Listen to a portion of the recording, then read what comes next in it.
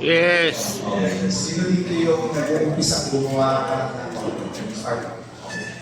Ano pangalan, boss? Hello everyone, I'm Fuji Manila, impersonator of Fuji. Ilan na followers, G? Currently I have 6K views. Wow. Si boss. My name is Fuji, aka Bubu Dilliard. So, may followers sa kaka 1K lang. Kagabi, yan, thank you so much. Boss? Kayo, boss? Ako po, kanya series po, Boss Edwin. Sa FB po ay 1.1M. Sa TikTok po ay parang 1.2. Ano po, parang food stops clubbing. Napapanood pala kita. Si boss? So, kadas din mo benchmark ko, more than po minsan pag po yung technical at math part. So, siya po kasama ko sa OV series namin. OB series. Ay, po, speaking of OV series po nga pala, meron po ang transition mamaya. So, syempre, OV series, baka kayo naman mamaya sa kanya. Pag-support niya, kung okay lang po, pwede po. Ay, so, bawal naman eh.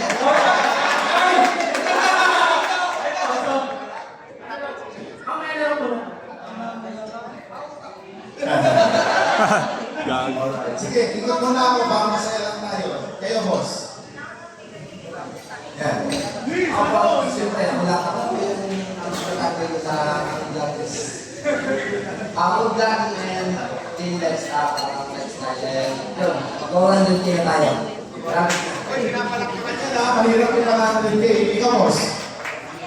Sir, boss, hindi pa really ka-experience photography. Yan, nasa harapan kayo ah. Boss, thank you sa picture mo sa akin. Wala ako basta. My name is Emily. Ako po yung nagpapamanahan na pagpila. Kaya malapit na rin mag-content TV. Alright, so, ayun. So, since mga nasa ito, sana naririnig yung po ang platform na and I just want to add value kasi naaalala ko lang yung nag-uumpisa ko. Parang medyo hindi ko rin alam talaga ano ba talaga yung future ko as a content creator. At ngayon gabi din, as a content creator. Hindi po sa inyong kalaman na business ko ang aking gagawin. So, if we're talking about business nowadays, isa po tayo sa talagang go-to ng mga business owners. And, akala ng marami, akala ng mga viewers nyo, kikita kayo ng malaki sa monetization. Tama o tama? Yun ang akala ng marami. Okay, at hindi nila alam, marami sa inyo, actually ako until now, baka na sobrang liit na kinikita nyo, ayaw nyo na tingnan yung monetization nyo. Diba? Kasi sa sobrang liit lang na kinikita ng mga content creator, every time nagagawa tayo ng content, doon sa sweldo natin sa platform or yung monetization na pinagawa. So, pag nag-visit po kayo sa office, by the way, guys, I am a full-time content creator. Full-time. Ito po yung ginagawa ko. But on top of that, I also have services that edits, shoots, covers business owners and making them also famous on social media. So that's my business model. So kumbaga, ako po ay nagmamanufacture ng celebrity online. So that's my business. So marami na po kayong mga magpapanood siguro ng mga business owner na content creator. Most of them sa kanila, ako po ang gumagawa ng mga edits ng videos nila, mga reels nila. Tapos, ako po ay pinabayaan sa aking editing, directing, scriptwriting, etc. So yun po yung services they offer na. But more than that, ang gusto ko pong i-share sa inyo, ito kasi kayo lahat eh. Okay, pwede ba walang maglalay? Kasi, ipaano itong ipapaliwanag ko. Okay? Wala lang maglalay. Pwede kayo mag-video, video ka lang. Wala lang magla-live stream. Okay? Wala lang magla-live stream kasi tuturuan po kayo ngayong lahat pumera ng paldo-paldo sa social media. Okay ba yan? Okay. So as a content creator, syempre, ano tayo kung makawakis tayo.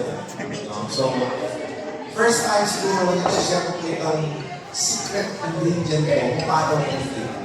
Pag nagpunta po kayo sa office ko, with all humility, I have feeling. Doon po sa thinking ko, pag umakyat po kayo sa second floor, meron po ako doon 14 editors. Tapos may conference room po ako doon, kasama ko lang ito naman eh, tapos meron akong marketing office. Marketing office, yun po yung screening sa mga business owners na gusto mapa-interview at mag-onboard sa amin sa office. Pag umakyat kayo sa second floor pa rin, natin yung studio ko, ang studio ko po ay nagkakahalaga ho ng more than 15 to 20 million pesos. Including the camera, LED wall, upuan, aircon, setup, soundproofing, etc. Okay? Makikita niyo naman yung sa quality po ng video na nilalabas ko. Yun po ay talagang video. Okay po ng third floor, meron pa rin po mga editors doon. So, all in all, ang editor po 70. Kausap ko po last October, isa sa mga tao sa ABS-CBS. Sabi niya, mas marami ko mga editor sa akin. Bakit mas marami ko mga editor? Sobrang dami. Tapos, I have photography studio na doon po yung photoshoot ng mga business owners, production, etc. I have green screen. Basically, ang gusto ko po sabihin sa inyo, ako po ang pinakamaraming operations sa lahat ng mga content creators. Vloggers dito sa Pilipinas. Ako may pinakamaraming operations. And yet, hindi naman ako ganun kasi tutitignan nyo. Kasi mas maraming sila. Tama? Kaso kaya meron kayong hindi naiintindihan sa social media na pag naiintindihan nyo, dito kayo kikita. Pag nakunawaan ko kayo sa sekreto na ito, dito kayo kikita. Alright? At yun po ay i-explain ko sa susunod natin pakikita. Yung lamang po, maraming naman sila. Okay. Alright. So ito po yung gusto kong malaman ninyo. No? So, on the average, operational expenses, maabot po ako ng 24 million monthly. Depende po sa output na ilalabas ko namin sa social media on a monthly basis. So, that's my operational expenses. So, kung titignan mo, binigyan kita ng mga figure, binigyan kita ng mga offices, facilities, and all, ang laki ng gastos ko. So, kung monetization lang po ang mag-uusapan natin, based sa following ko sa mga views ko sa social media, kaya ko bang kitain yung yes or no? Kayo makakasakit yan. Hindi, never ever kumikikain. Never ever kumikikain. Okay? So, paano ko ang ginagawa? Tapos dito natin. Next week ko naman yung sabihin. Anyway, ayun ka? Baka na. Okay, sige. Alright. Okay, sige, sabihin na natin. Hindi na kaligyan na. Alright. So, gusto ko ipaliwanag sa inyo. Number one, ang hindi naiintindihan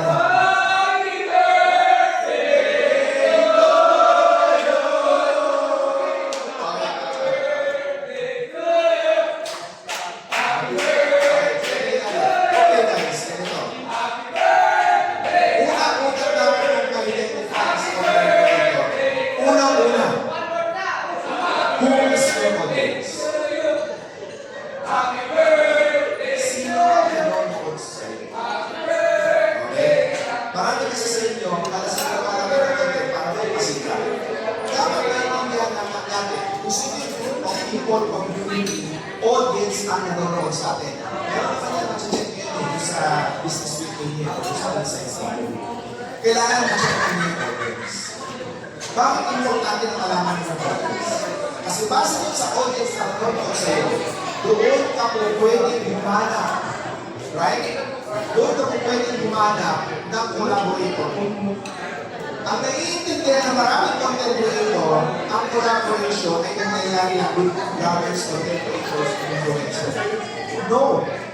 Ang pinaka-best way na collaborate ko sino? Brand. Brand. Ngayon, kung hindi mo alam ang audience mo, paano mo ibebenta sa specific na brand yung content mo? Kasi ako bilang negosyante, ang hahanapin ko, saan ako kikita? Saan mag-benefit yung brand ko? Right? So, importante na unang-unang malaman mo, who is your audience? Now, once na-identify mo kung sino yung audience mo, next thing is you have to identify sino yung mga brand, sino yung mga negosyo or industry na kung pwede mong i-serve. Uulitin ko po, the word is serve. Kasi ito po yung dito makikita sa serve. Okay? And this same thing, ang ginawa ko po sa sikat na FB Robito. Yan ang ginawa ko sa kanya. Ang ginawa ko sa kanya, okay, identify natin, who's your audience ba? Bakit ka ng mga business owners hanggang sa kanyang Robito na po siya. Yung mga brand na nakakita nyo, that's my community. Yung mga business owners. Now, tinalaman namin kung sino yung audience. Sino ang brand na pwede mong i-serve? Okay. Susunod na gagawin mo, kailangan mong mag-create ng proof of concept. Everybody say proof of concept. Proof of concept. Yung proof of concept, ibig sabihin, sa una, huwag mong pilitin maningil. Huwag kang maniningil. Bakit? Karamihan kasi sa inyo, naniningil kayo ng mababa. Ano nangyayari? Binabarya kayo. Tama mali. Diba? Imbis na parang si Boss K, sarili ng follower mo po. 2 million followers. Pag naningin ka ng 30, 40K, namamahalan mo din. Namamahalan. Right? Pero sa akin, ang isang ko 300,000. Murang-mura sila. Difference. Bakit di Boss Atia, mura yung 300,000 sa akin, mahal ko 40K, pero mas marami na kami ng following. And yun po yung importance ng sinasabi ko sa inyo na dapat alam mo yung audience mo at alam mo yung kung sino mo sa journal.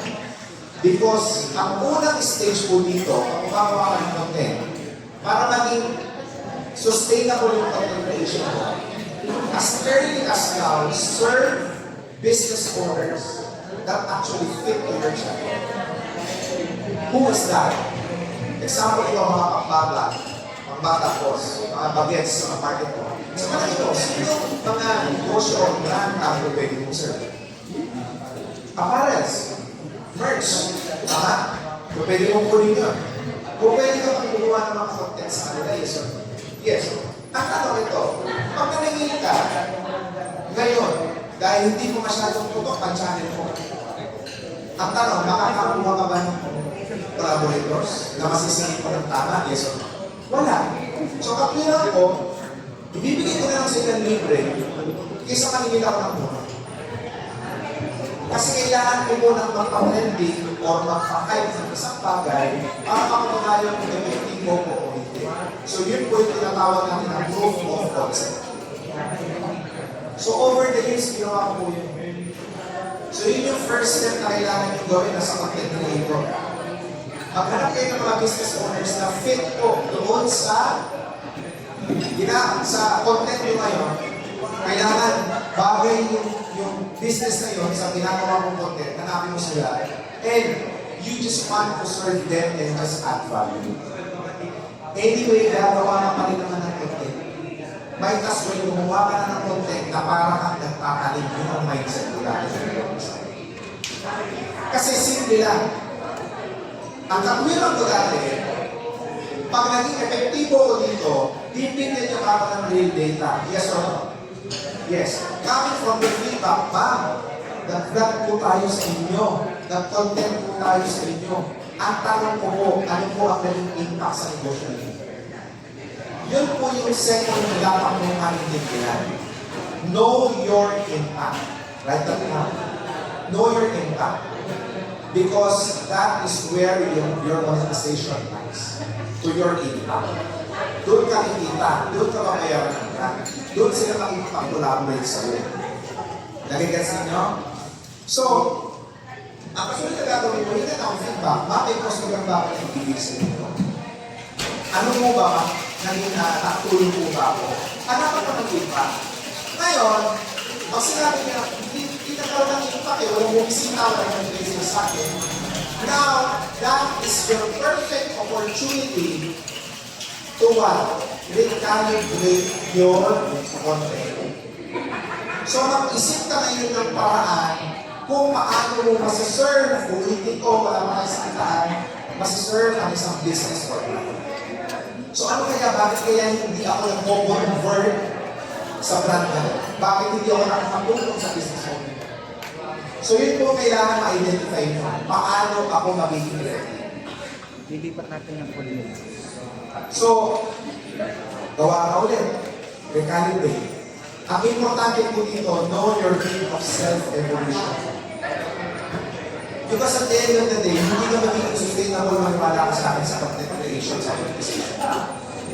And hindi ka magiging sustainable as a vlogger, as an influencer, aasahan mo lang lagi yung mga barya papasok sa'yo na panakanak ka. Mawawala ka ng consistency. Bakit?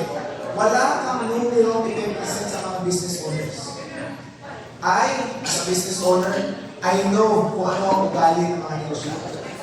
Ang ugali ng mga negosyante, simple lang yan. Ipakita ko sa akin yung numero mo, tsaka ako magtitiwala sa akin. So, harap ka ng feedback, recalibrate your content. Harap ka ng feedback, recalibrate your content. Hanggang sa makuha mo yung sweet spot. Kung ano yung content na mag-work para sa brand, para sa brand. Napansin niyo ba yung evolution ni Joel? Kung paano niya ginawa yung transition niya from dating nakakatawanin to as series. So, dinire-diretso namin yung nirapang kami. Nag-umpisa kami, serve ka muna. Okay. Wala mag-upload.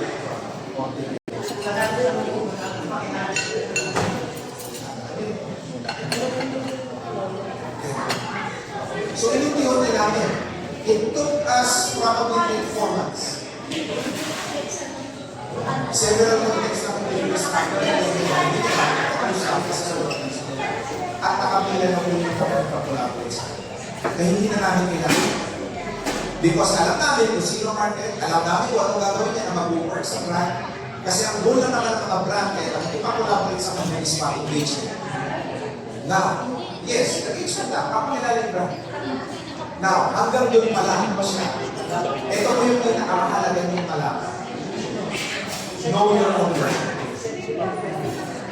Kasi kung nakakakuha ka ng engagement, kapag mo na, okay, sige, nakakatulong ako sa brand. Kailangan malaman mo naman kasunod na yun, hindi importante, hindi ka ulit ang impact doon sa mga business owners na siniserve mo.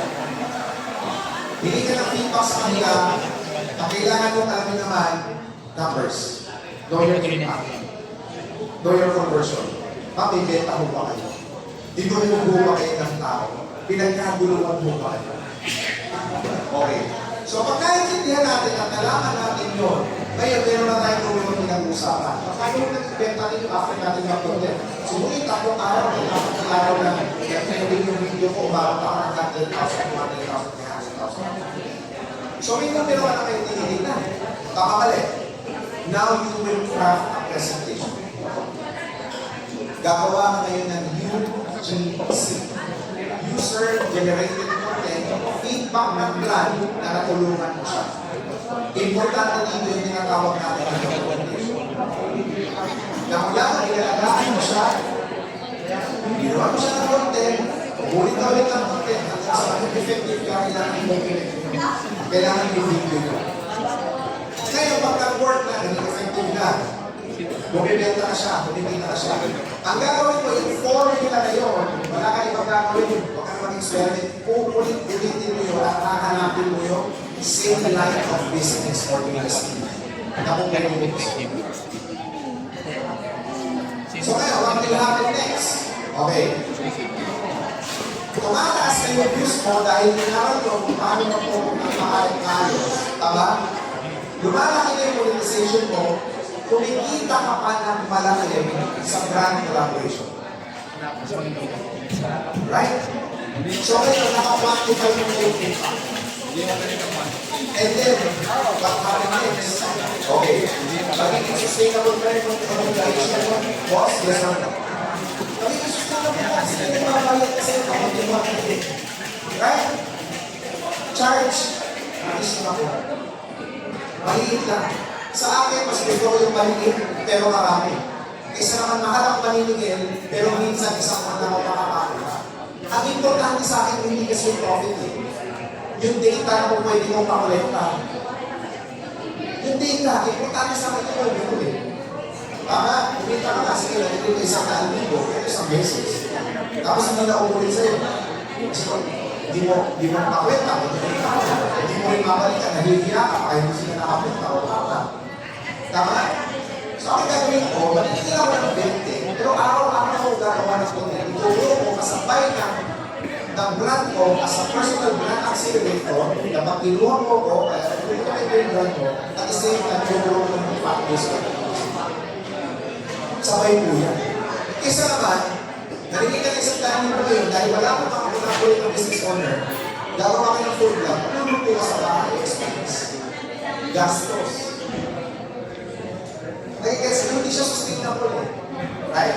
So, sinila ko maligay maraming. Okay, ngayon, ito na. Nakita mo na rin na ngayon, meron ka na ngayon, ang importante kasi sa content creation is maging definite mo. Maging sigurado ka. Alam mo talaga yung impact mo at patapang mo sa mga.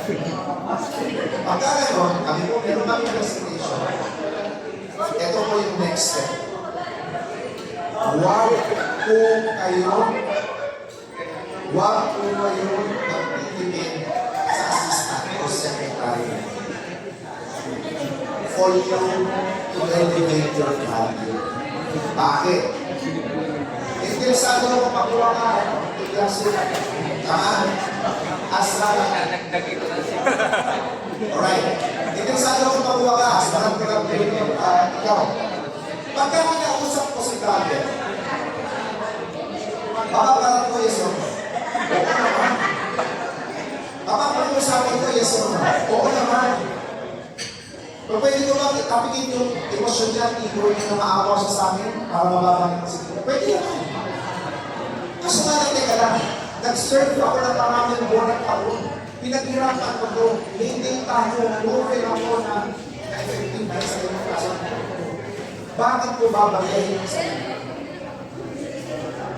So, ang ginawa ko, meron akong sales.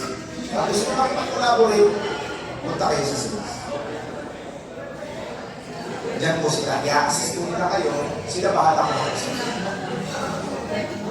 Now, sa ganung sistema, way back 2021 to present time, ayaw mong i-disclose ang pinila. Kayo na lang mong pwede. Nakapila ho yung magpapahina.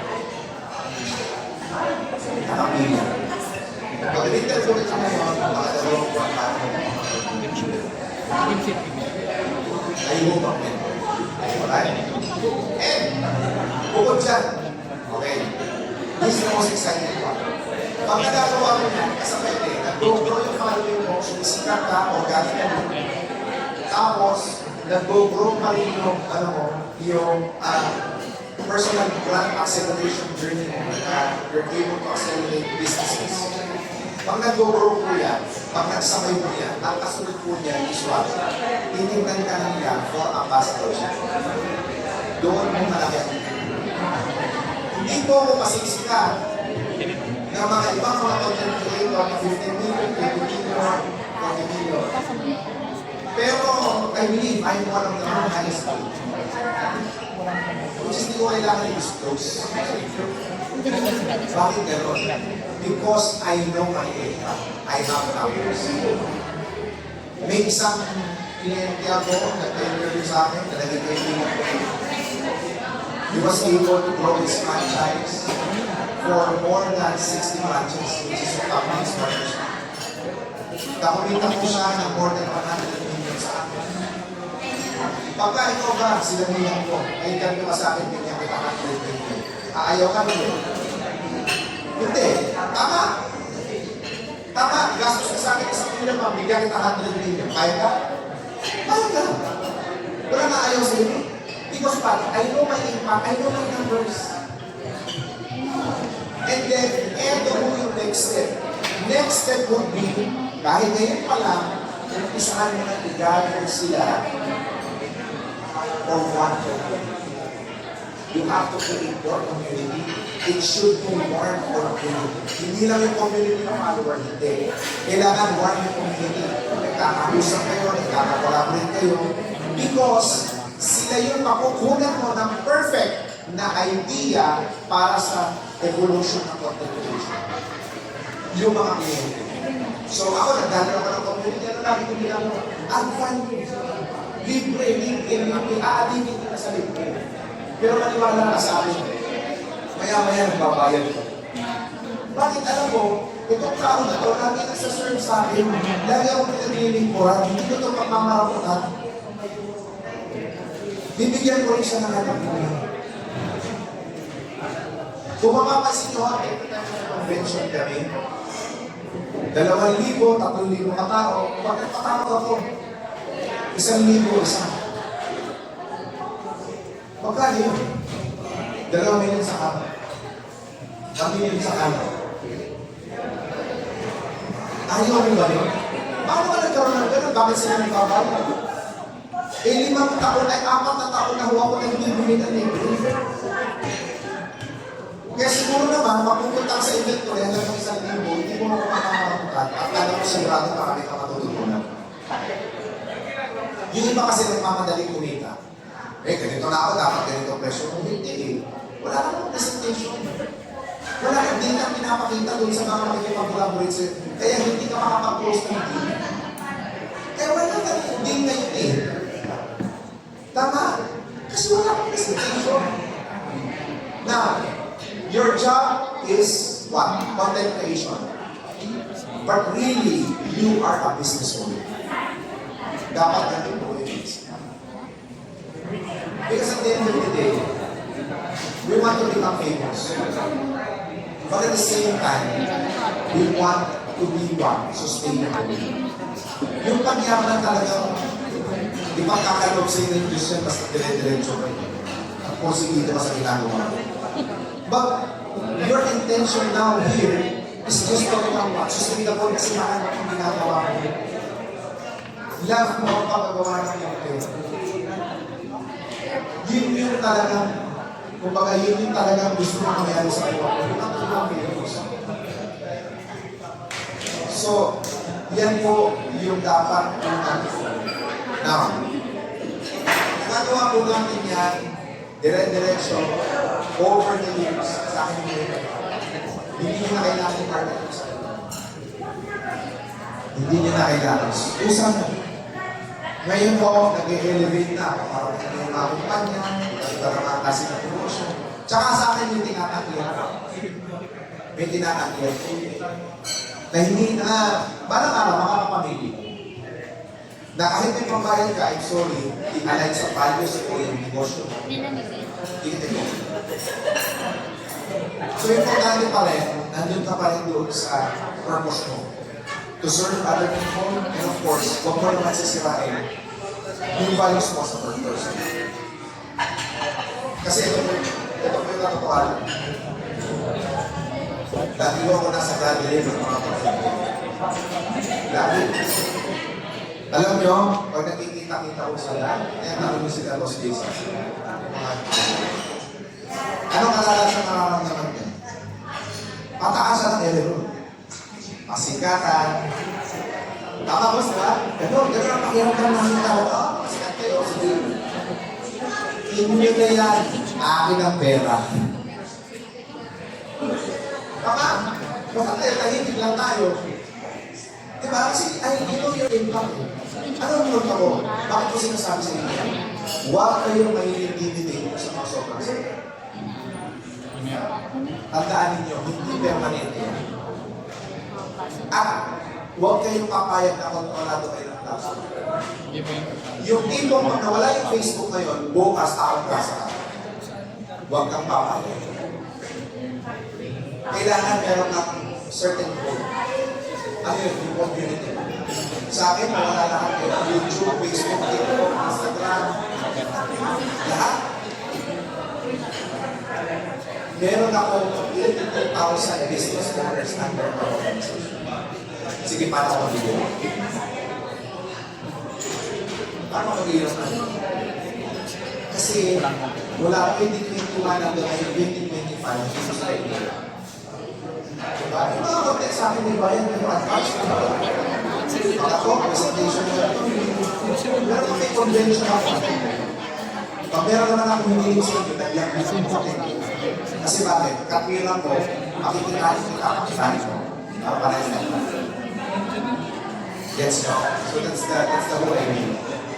Right? So, with that, maraming salamat and siguro kung magbibigay ako ng few questions na kung pwede magtanong sa akin para kung meron may hindi na hindi. Alright, go ahead. Siyempre, dito ba, bago ako matapos ito po, gusto kong i-passion lang mo kayo doon sa umpisa namin. Doon na po umpisa ko, walang nanonood. Bakit na kaya mo ko si Boss Pogi? Mga tatlong palimunan ka lang ako sa ito. Doon na po umpisa ko. Kasi seryoso, dalawa na ako nanonood kasi wala ko talagang nanonood ng talking head doon na po umpisa ko. Sobrang viral ang million views. Ang ginawa ko, nilagyan ko ng structure. Hope, problem, solution, inspiration. Hope, problem, solution, inspiration. So doon ko inikot yung topic. Ganun ako gumagawa ng mga. Parang ako sila, kung ano ng mga ginawa ko natin, dapat marami ng utang, kaya yung mga. Pero pag pinanood mo, dahil mo matutunan, may utang pala talaga nakakatulong. Sama may experience. Kung kaya ka-experience, hindi para sa yung video na ito. Pero hindi ko sinasabi yun sa utang. Hanggang matapos yung video, bakit nila nakalalaman? Na ito pala ay para sa mga nakatagal ng business.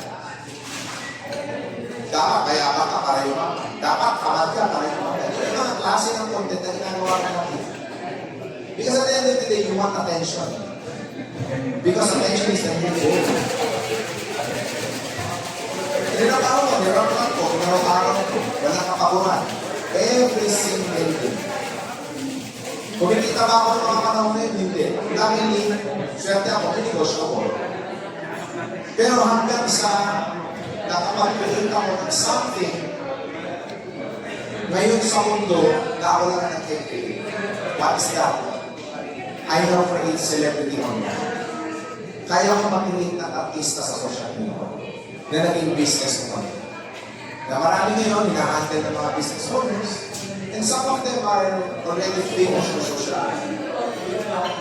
Right now. May isang million yung follower, meron na yung 500,000. Hanggang ngayon kami nag-edit ng mga business. Okay? So gusto ko lang maintindihan mo na yung isa mo, wala tayong nag-iba. Ang importante lang, hanggang kailan ka lang. Kasi magkakaroon.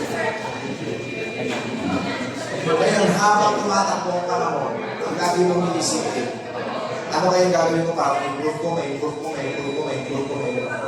This is a never-ending journey and a never-ending improvement. Every single day. Now, until time comes, na yung mga tao naniwala sa iyo, nagtiwala sa iyo, nag-follow na natin sa iyo. Malalim. Kasi yung iba ko ang following, bababaw. May nagtanong sa akin, bakit ang mga content creator hindi sila nananalo as politik? Kasi parang ng election kayo, may nagtanong sa akin. Billion-billion naman yung following nila, bakit hindi nila ito na-convert into votes? Tama ko naman. Bakit sa Senator Rafi Tulfo na? Tama mali. No. Kasi, yung tinuro ko lang sa inyo, alam niya kung sino ang audience niya, masa. Alam niya kung paano i-serve ang audience niya, diretsong tulong, diretsong suporta, action center, mabilis ang solusyon. Alam niya kung paano i-serve, and alam niya kung paano i-convert into voters. Same process. So kung hindi mo alam, hindi mo kilala kung sino audience, malaki ang nawawala sa nasa, hindi ka mabibigyan, wala ka sa tamang direction. Right? So with that, maraming salamat sa inyo, boss.